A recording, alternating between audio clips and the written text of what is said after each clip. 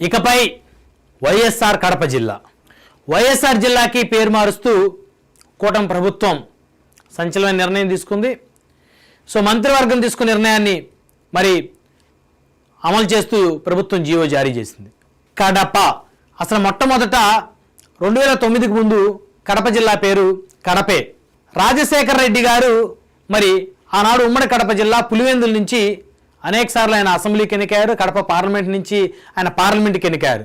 ఆ తర్వాత ఉమ్మడి ఆంధ్రప్రదేశ్కి ముఖ్యమంత్రిగా పనిచేశారు. రెండోసారి ముఖ్యమంత్రిగా ప్రమాణ స్వీకారం చేసిన 3 నెలల కాలంలో ఆయన యాక్సిడెంట్లో మరణించారు, హెలికాప్టర్ ప్రమాదంలో. అయితే అప్పుడు దేశవ్యాప్తంగా ఒక సానుభూతి పవనాలు, ప్రత్యేకించి ఉమ్మడి ఆంధ్రప్రదేశ్లో ఉన్నటువంటి ఎవరైతే ప్రజలు ఉన్నారో వారందరూ కూడా రాజశేఖర రెడ్డి గారి మరణం తర్వాత చాలామంది బాధపడిపోయారు. ఎందుకంటే ముఖ్యమంత్రి హోదాలో ఉన్న ఆయన రచ్చబండ కార్యక్రమానికి హాజరవుతూ హెలికాప్టర్ ప్రమాదంలో రాజశేఖర రెడ్డి గారు మరణించారు. సో ఆ మరణం ఒకసారి